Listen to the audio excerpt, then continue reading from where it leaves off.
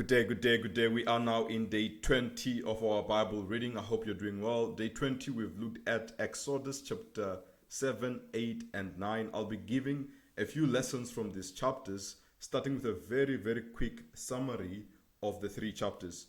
Now, we saw in chapter 6 that God responded to Moses saying that this thing has to happen. He needs to go and confront Pharaoh. In fact, God is going to show himself strong. He's going to show himself as the Lord. And he said to Moses that previously he had shown himself as the Almighty to the fathers, referring to Abraham, Isaac, and Jacob. So it's quite interesting that God says to Abraham, Isaac, and Jacob, I did not reveal the name the Lord, but this time I'm going to reveal the name the Lord. And we're going to see as we're reading in these chapters that God says, then they will know that I am the Lord. Meaning, as He's showing His strength and power, it is in these things that God is saying that they will know that I am the Lord. And what's interesting to observe is the fact that He's controlling nature. He's making some of the things seem to come out of nowhere. Like imagine making gnats come out of the dust, right? And that just goes to show that, but this is such a creative thing. As I speak of gnats coming out of the dust, it's such a creative thing. Who can do such a thing but the living God? Who can do such a thing but the one who is, who was, and is to come? Who can do such a thing than the eternal God? And that is why God has been emphasizing throughout these three chapters, saying that then they will know that I am the Lord. Go and do this plague, then they'll know that I am the Lord. So we saw in chapter 6 that God says that the people of old, the fathers, the patriarchs, Abraham, Isaac, and Jacob, they did not know the name the Lord. It was not revealed to them. By the way, they knew it in terms of they would say the word the Lord. They knew the name the Lord. But what was not revealed to them, we believe that was more the experience of the name. And now the people here in the 10 plagues that took place at Egypt, as God delivers his people from Egypt, in this great deliverance, people are going to see that he is indeed the Lord. They're going to experience the Lord. They're going to experience the one who's self-existing, the one who is timeless, the one who is eternal, and the one who is revealing himself, saying that they will know me by my personal name, because the word the Lord is his personal name. When you see the Lord in uppercase letters only, it is referring to Yahweh, and Yahweh is this personal name of God, which carries the sense of being the one who is self-existing, the one who always was. And God is saying to Moses in chapter 6 that these things are going to happen. They will see that I'm the Lord. And then in chapter 7, 8, and 9, what we are actually seeing is exactly that. We're seeing the plagues taking place. So chapter 7 through to 9, we see 7 plagues, meaning that we still have 3 more plagues to go. The first plague we see is water turned to blood. We see frogs, we see gnats, we see flies, we see livestock dying, we see boils, and we see hail. So those are the plagues that we are seeing in these 3 chapters. And the other thing that we're seeing is that the heart of Pharaoh is being hardened. In one part, it seems like he's hardening his heart, and we also get to read of God himself hardening the heart of Pharaoh. So that's a very quick summary we can give for these 3 chapters, is that the plagues begin. We see that God is showing his power, he's showing his might, he's showing the fact that he has control over nature because he is God. And all of these things are happening so that Pharaoh is able, can release the people so that they can go and worship the Lord, they can go and serve the Lord. But his heart is hardened. His heart is hardened. So let us now go through a few lessons of what I've highlighted as we're looking into day 20. All right, so the first verse I've highlighted in chapter 7 is verse 5. It says, the Egyptians shall know that I am the Lord when I stretch out my hand against Egypt and bring out my people, the people of Israel, from among them. So this is what I've been speaking about, and it's quite interesting. In chapter 6, God says that the fathers knew the name Almighty, but now the Egyptians shall know that I am the Lord. So there's a sense that they're going to experience his hand, his personal touch, his personal hand, as it brings out the people of Israel from among them. And these are his people. So we see in this instruction that God is clearly setting the ground that these people, they're going to know me. Like I can almost imagine it, being said in our time today. Like, yeah, they'll know me. They'll know me. It's as if that's what God is saying. They'll know me for real. They'll really know who I am.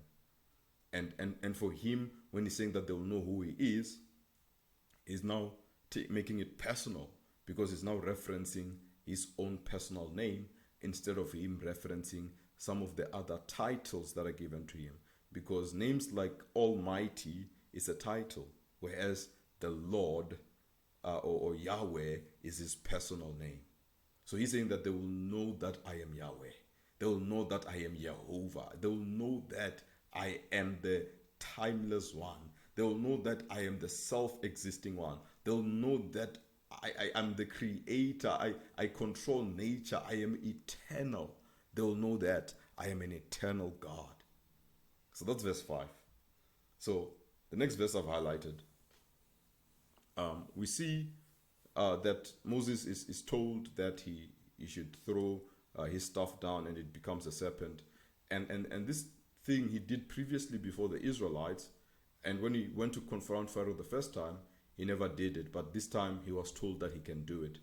But verse 11 I've highlighted, it says, then Pharaoh summoned the wise men and the sorcerers and they, the magicians of Egypt, also did the same by their secret arts. So when you look into this verse, you begin to ask the question, were they making a trick, or did they actually successfully use dark magic, using secret arts? Because, by the way, these secret arts that we're speaking about is actually a form of dark magic, right? It relates to sorcery. It relates to something which later on we read that it is forbidden, right? So, in fact, what we can say is that there's a demonic thing going on here. What we can say is that when Pharaoh summoned the wise men and sorcerers, yeah, there's something here. The wise men and sorcerers and the magicians, the secret arts, it says secret arts. This is not speaking about tricks. It's speaking about spiritual things going on. It's speaking about cultic practices. It is speaking about demonic influences, right? So when you read this closely, you can clearly see that, it says that for each man cast down his staff and they became serpents, right? So that's verse 11. Verse 11 says that Pharaoh summoned his wise men and the sorcerers. What do I want to show us here? I want to show us the fact that spiritual power and secret arts, or sorcery, or cultic things, and demonic practices, spiritual things, is not only in the hands of good people. And it's even interesting that their title is even wise men. And I cringe sometimes when we want to call ourselves wise men as a title of a pastor. Why should I call myself wise man? We don't see that in the titles of pastors in the New Testament. We see them as, they're apostles, they're prophets, they are teachers, they are pastors. We never call them wise men, but look where the word wise man is introduced in the Bible. It's introduced when it's related to sorcery, when it's related to dark arts. But what I'm trying to show us here is the fact that these people were able to make their staff also become serpents. For each man cast down his staff, and they became serpents. Yes, we do read on, which says that, but Aaron's staff swallowed their staffs, which gets to show that there's more power. When power means power, the greater power must bow. But what I'm trying to show us is that there is power that was taking place. These people had power. They had a real power. They had spiritual power, magical power. So it was not just a trick. And if it's not just a trick, this gives us a new perspective when we look into these stories, to say that this is spiritual powers versus another spiritual power. It's like two powers are coming against each other. The Lord versus this man of Egypt. And of course, we're already seeing right now that Aaron's staff swallows up the other staffs, meaning that the Lord is going to win. We know that the victory is certain. We know that even at the very end, Jesus is going to be victorious, right? We know, we've read Revelation, and we know that Jesus wins at the end. But the reality is that there are spiritual forces in the hands of wise men and sorcerers and magicians. And the reason I raise this is because not everyone who performs a miracle must we then follow them and say they are men of God. That's all I'll say. Let's go to the next verse I've highlighted. In fact, it's a connection. I've highlighted verse 22. But the magicians of Egypt did the same by their secret arts. So this is not, when you say secret arts, it's not speaking about tricks.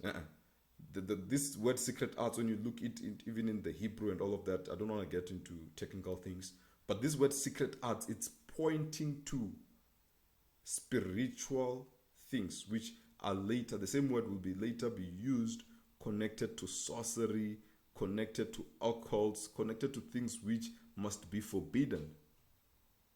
Mentioned in Deuteronomy, which prevents people, saying that we should not practice such things.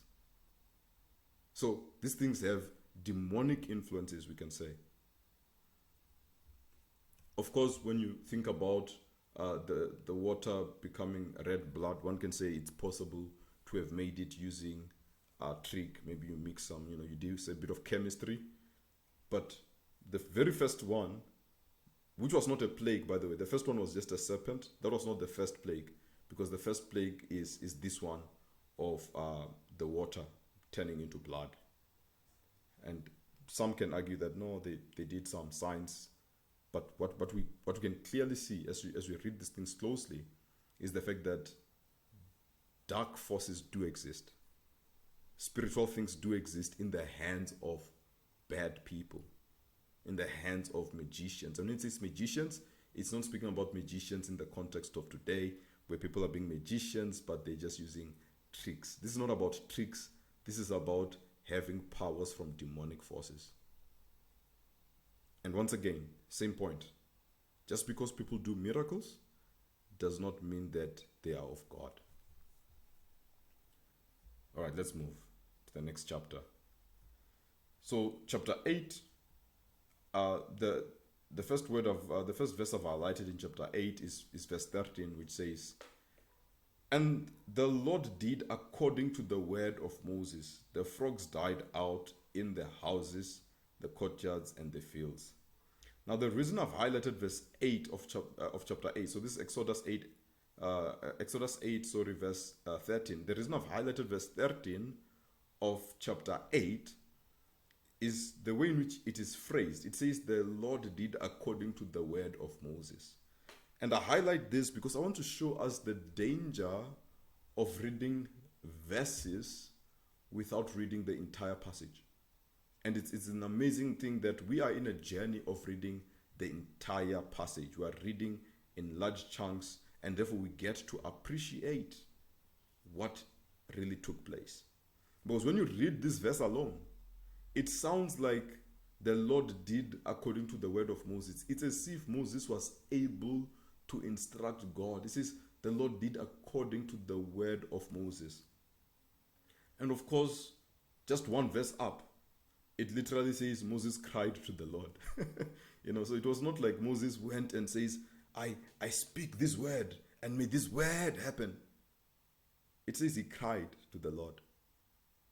And the Lord did according to the word of Moses. But what did Moses do? Moses cried to the Lord.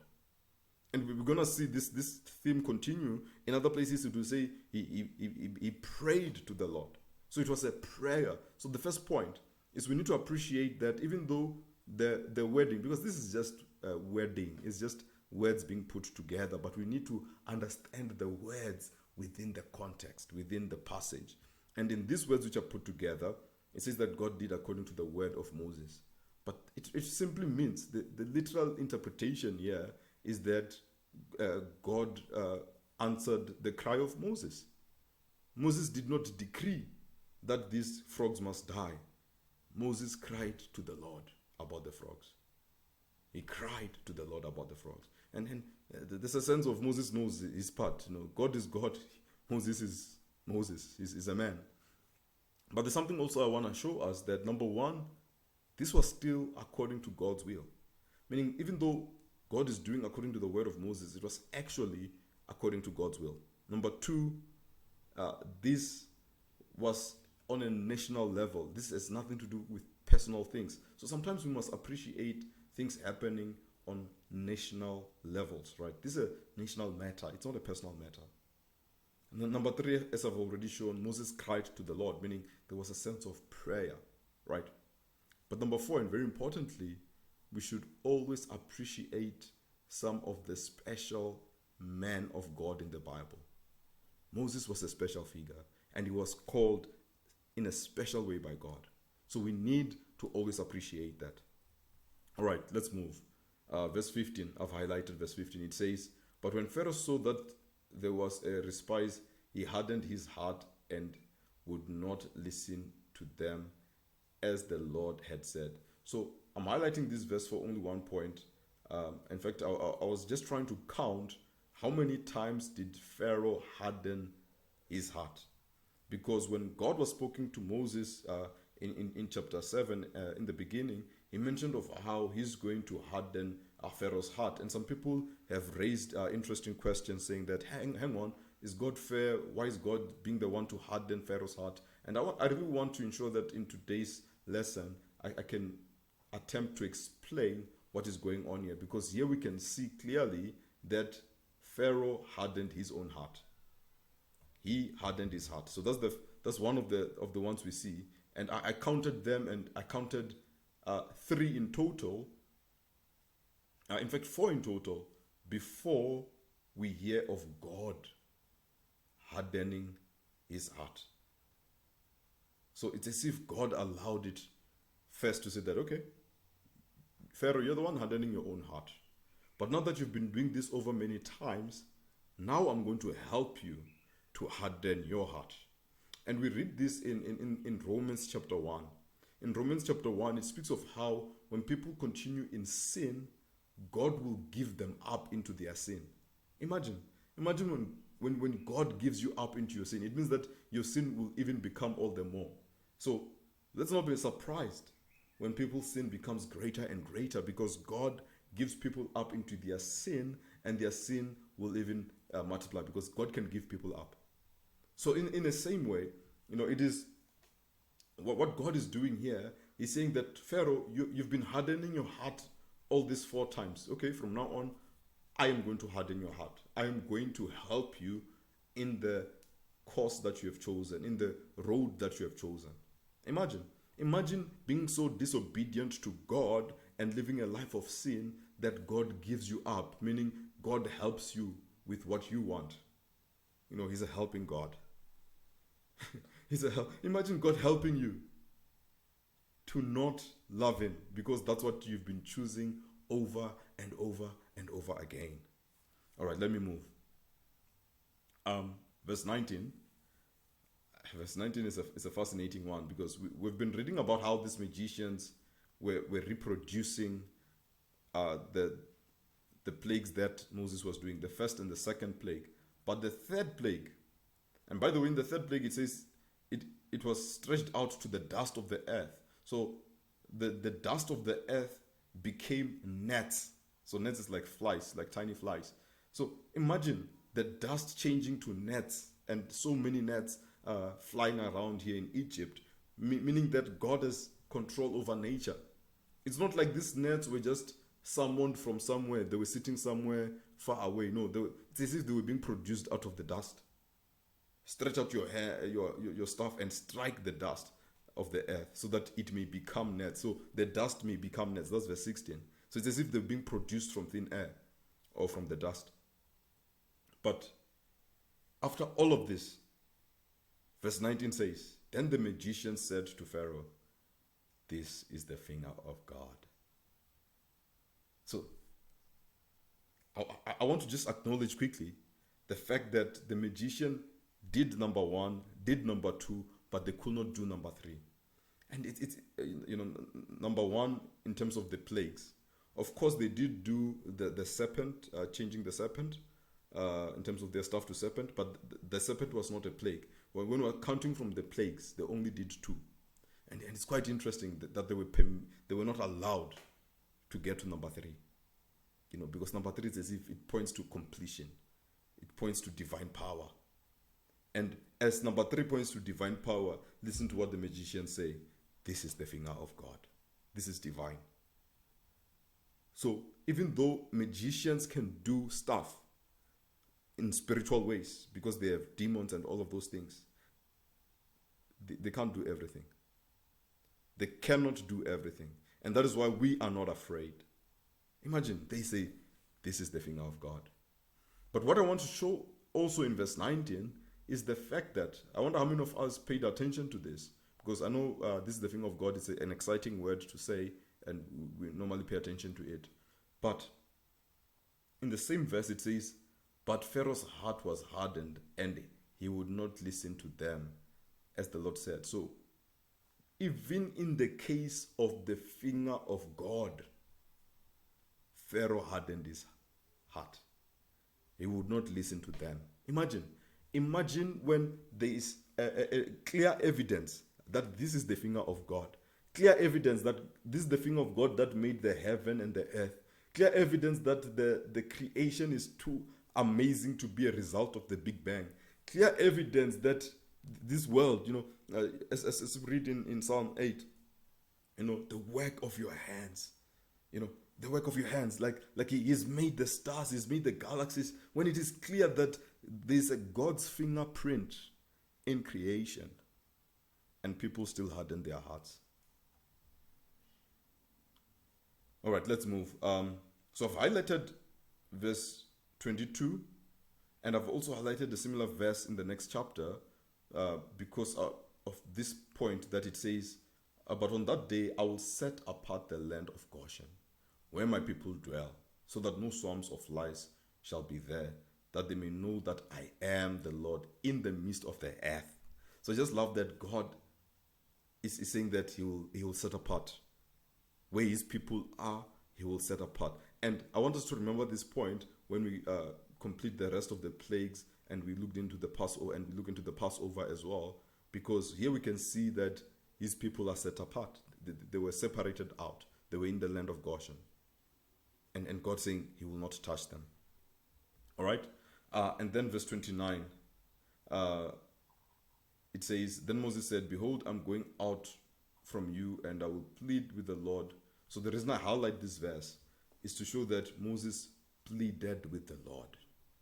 And I will plead with the Lord.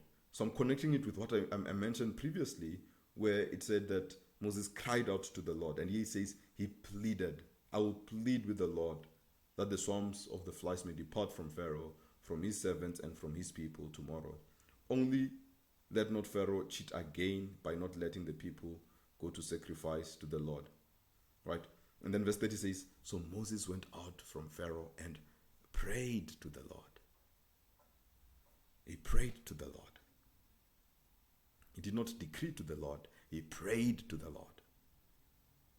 In verse 32, it says, But Pharaoh hardened his own heart. So here with verse 32, I'm just counting the number of times that Pharaoh has been hardening his own heart to show that God is a fair God. He just helps people with what they want to do. Verse 4, Again, it's in the next chapter now, verse 4 of chapter 9. It says, "But the Lord will make a distinction between the livestock of Israel and the livestock of Egypt," meaning that God separates, He makes a distinction, right? So that nothing of all that belongs to the people of Israel shall die. So God makes a distinction. All right, and then verse 12 says, "But the Lord hardened the heart of Pharaoh." So this is me. I was just counting the number of times it was saying that Pharaoh hardened his heart. And finally, only now, in verse 12 of chapter 9, do we read that the Lord hardened the heart of Pharaoh. And I've mentioned more about that God does help us, even if He's helping us towards us running away from Him. So let us fear God. Let us fear God. All right, verse 13 says, "The Lord said to Moses, 'Rise up early in the morning and present yourself before Pharaoh and say to him, Thus is the Lord, the God of Hebrews. Let my people go, that they may serve me.'" So the reason I highlight this verse is to show that there's a need to go. We cannot serve God in this Egypt place. We need to go.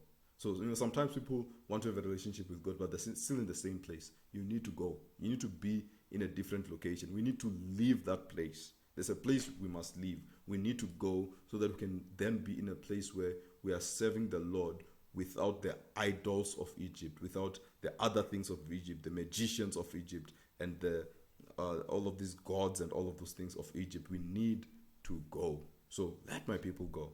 So they just did not want to serve God here in Goshen. They needed to go. All right? Of course, they need to also go back to their own promised land. Now, the last verse I've highlighted is verse 31. I just want to show the message of God. Verse 31, it's quite interesting. It says, "The flax and the barley were struck down, for the barley was in the ear and the flax was in the bud. But the wheat and the emmer were not struck down, for they are late in coming up." So this is the plague of hail. So this plague of hail, it struck down two types of crops. Remember, it's striking the crops that belong to the Egyptians, but it left out two other crops. In fact, verse 31 shows us that it struck down crop that was ready for harvest, because it says the barley was in the ear and the flax was in the bud. This just simply shows that it was ready for harvesting, meaning that God was taking away the very thing that they were ready to harvest. He's taking it away as part of the punishment, as part of the plagues. He's taking away the thing that is ready for harvest. But look at the mercy of God. "But the wheat and the emmer were not struck down, for they are late in coming up," meaning that they were there. It was possible for God to strike them down. I mean, all of these plagues, what is impossible with the Lord? Like all the hail and He could have struck down everything. But yet, He allowed the wheat and the emmer to remain, so that as the plagues fade away, as this season that Egypt is going through comes to an end, at least a few months later, they will have grain. They will have wheat and emmer. So, two types of grain was destroyed, but yet two types of grain was preserved.